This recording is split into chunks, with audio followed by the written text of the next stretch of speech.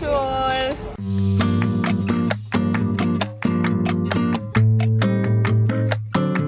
Hola, welcome to Barcelona. So we just arrived in Barcelona this afternoon, and the first place where I'm starting off my exploration of Barcelona is right here in this beautiful square. Now this is called La Rambla or Las Ramblas.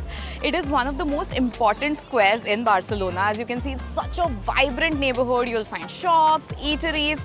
There are these tiny kiosks that you'll find. You can buy souvenirs from here. You can even visit some branded stores over here. So yeah, you can just spend an entire evening. There are a bunch of historical sites as well close by. So you can just walk around and have a fun time. So I think I'm just going to walk around the historical area for a bit and then go and check out some shops.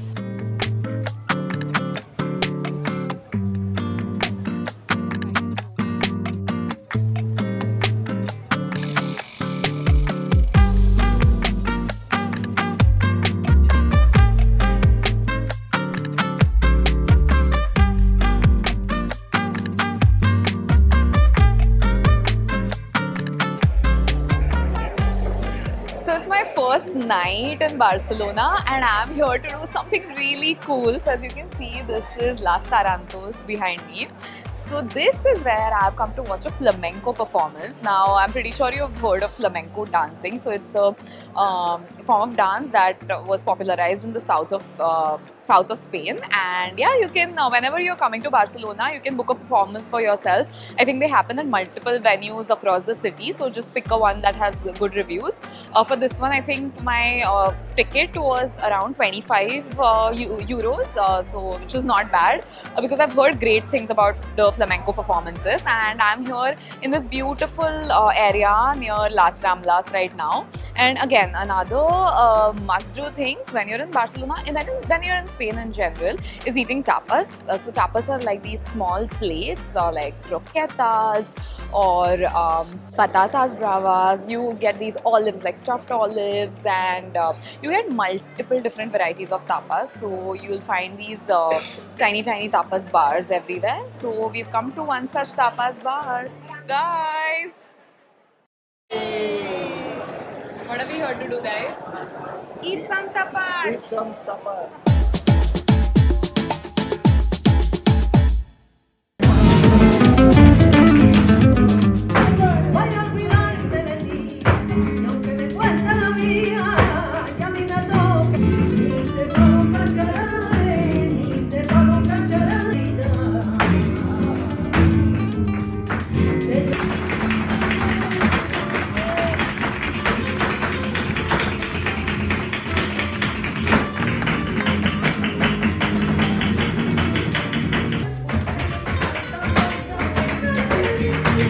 My God, I just came out after watching the flamenco performance and it was nothing short of spectacular. Okay, so it's really weird because all the narration, all the singing happens in Spanish, but it is so weird that you're still able to feel every emotion. Like both the dancers were fabulous, and it's such a powerful and energetic form of dance. This is honestly, like, before this I had never watched any flamenco performances, even online or in videos as such, but the live music, the guitar, and especially the tapping of the heels on the wooden floor, it was absolutely magical. Whenever you come to Barcelona, this is the one thing definitely do not miss. Definitely not.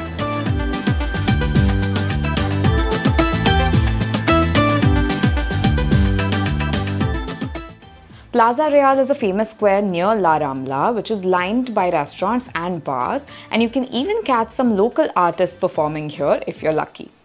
We are off for a bike tour today. So we are going to go on a bike tour that takes us across all of Gaudi's architectural sort of history or past. So yeah, it's going to be around a 4-hour long cycle tour.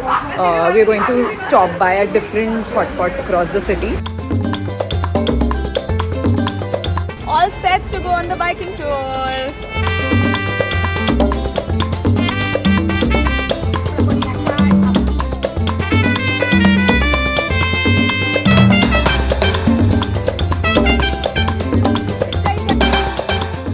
So this is the first rest stop on our bike tour. We have been biking along the coast of the Mediterranean waters, and it's so beautiful. beautiful. It has been such a wonderful ride. So we have stopped by at this sort of port. This is basically, as you can see, there are a lot of sailing boats over here. So this is like a port from where a lot of these, competitive sailing boats take off. It's a gorgeous view.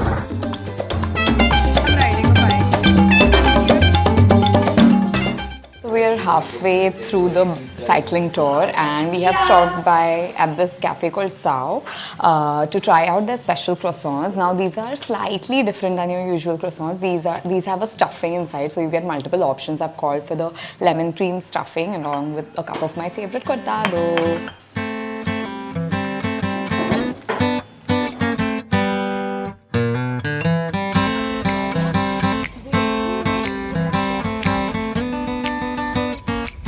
So we have taken a quick stop at Barcelona's Central Park, Parc de Ciutadella, and the main highlight of this park is this gorgeous fountain. This fountain actually symbolizes the abundance that Barcelona had during the Renaissance period, during the 1900s, and it's a beautifully done up fountain. Sadly, it's not operational right now because Spain has been experiencing drought conditions for the last 2 years, but you can see all of these beautiful sculptures of people, animals, and there are gilded statues in gold as well. Plus the park has a really nice vibe. There's also a zoo inside the park. You can cycle inside it, relax. There's also a tiny lake where you can go boating. So if you want to spend some time in the central Barcelona, then you can drop by to this park.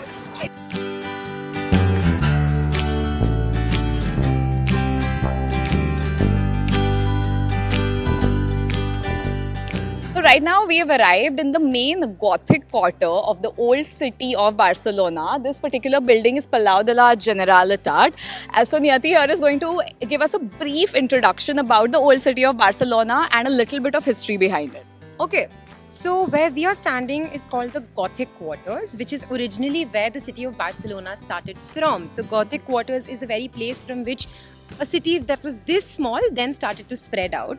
But interestingly, this place was never originally named the Gothic Quarters. It got named two Gothic Quarters later for tourism purposes. But its original name was actually El Kal, which is a Jewish word which means community. And the purpose of that name was because it was very close-knit, very small and intimate in an essence. Oh, lovely. And you just told me that this particular square is very, very important in terms of the political situation. Right. So just a few sentences about that as well. Okay, so where we are standing is actually one of the places where people come and protest for political reasons. Whether, if you know about the conflict between the Catalonians and the Spanish people. So this is where people have come forward and protested. And the reason for that is because behind us is a very important governmental building. This is the building that houses the Spanish City Hall. It has their Generalitat, which is similar to the Indian Secretariat. And when people want to come and protest for their rights or their recognition as either Catalonian or Spanish, this is the town square that they come to.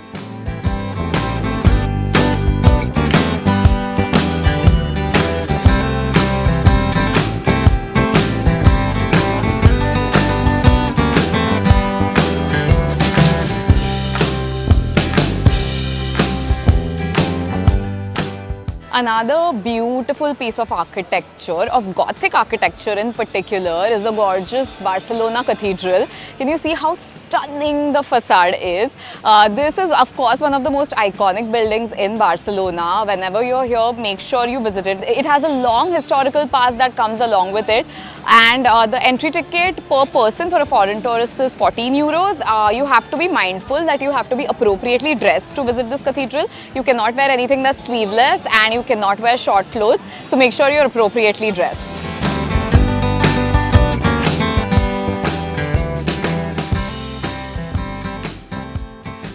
And finally, the place all your football fans are eagerly waiting for. Barcelona is a city that's a mecca for football lovers because it is home to Camp Nou, the birthplace of FC Barcelona.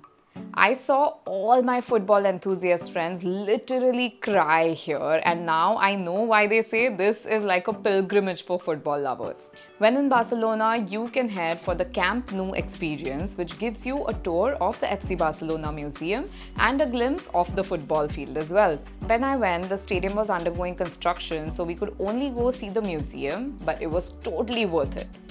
The FC Barcelona Museum houses a collection of photos and trophies detailing the club's history and personal belongings, such as Messi's number 10 jersey. There are also audiovisual displays of snippets from matches played by the team, and this is where you get extremely emotional. So if you're a football fan, you cannot miss this.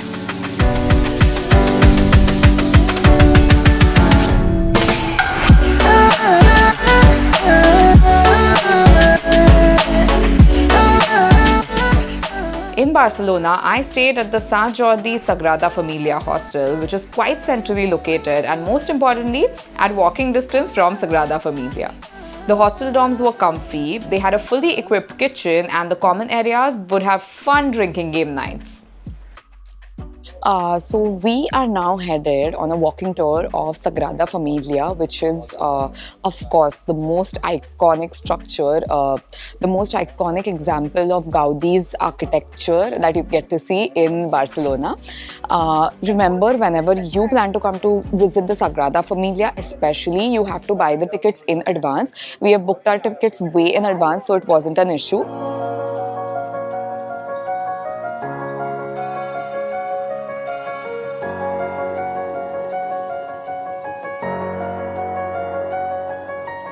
As you can see right now, I am in the heart of one of the biggest architectural marvels, not just of Barcelona, but of the world. I am here at Sagrada Família, a building that is well known for all of us across the world as one of the masterpieces of the architect Antoni Gaudí. Now, this particular structure is just literally an architectural marvel. Like, I'm blown away by the different architectural elements. I'm just trying to drink up the beauty, like literally, but it's insane looking at all the elements that have gone here. Now, Sagrada Família is one of the most popular unfinished monuments in the world because it is still under construction. The construction of Sagrada Família will finally be completed in the year 2026, so it is still.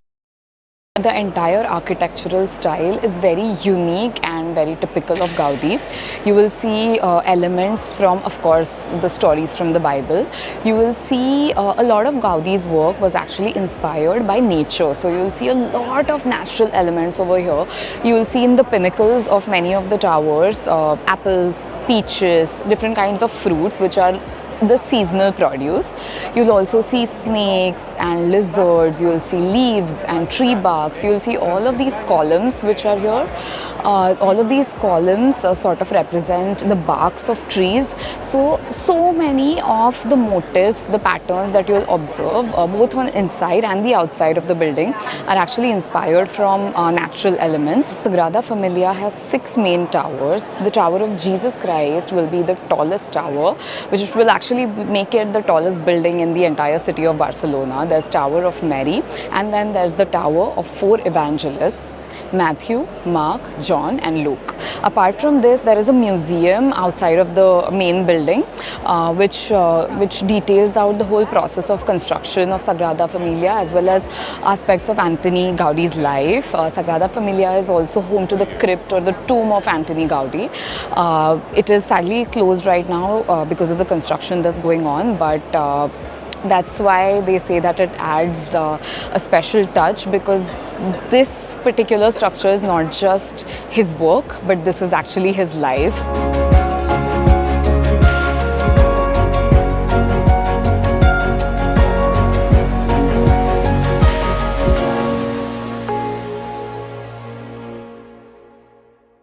As you can see, I am walking on this insanely steep street. I am on my way to Park Güell, which is an interesting architectural park which has a lot of nature-inspired architecture. This is again one of Gaudí's works. So yeah, to reach here, we sort of got off the train at a station, and then we have this like super steep climb of like about 20 minutes to reach the park. Welcome to Park Güell. I'm about to go and start exploring one of the most amazing architectural marvels designed by the genius architect Gaudí himself.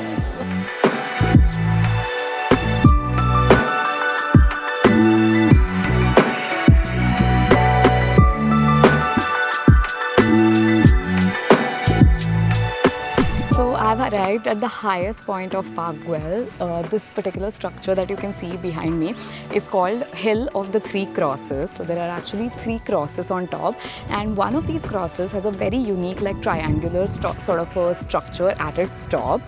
And the best part, come to this side with me. Park Güell is situated on a hilltop, so it literally gives you a panoramic view of the city. I can spot the ocean, I can spot Sagrada Família, I can see Montjuic, I've been trying to spot all of these iconic structures in Barcelona. So if you're looking for a good view of the city of Barcelona, Park Güell is the place. The view is just unparalleled.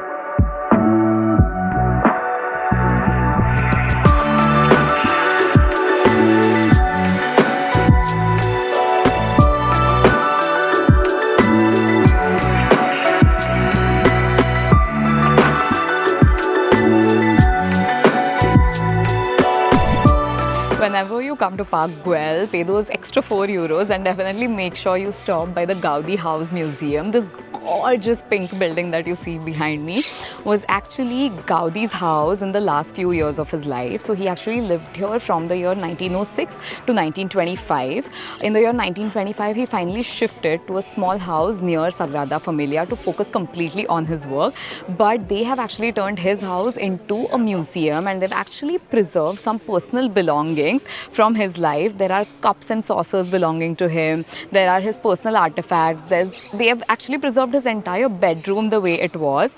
And I think when you come here, you get a sort of glimpse into, let's say, the last decade of the architect's life. So definitely make sure you stop by this if you're a Gaudí fan.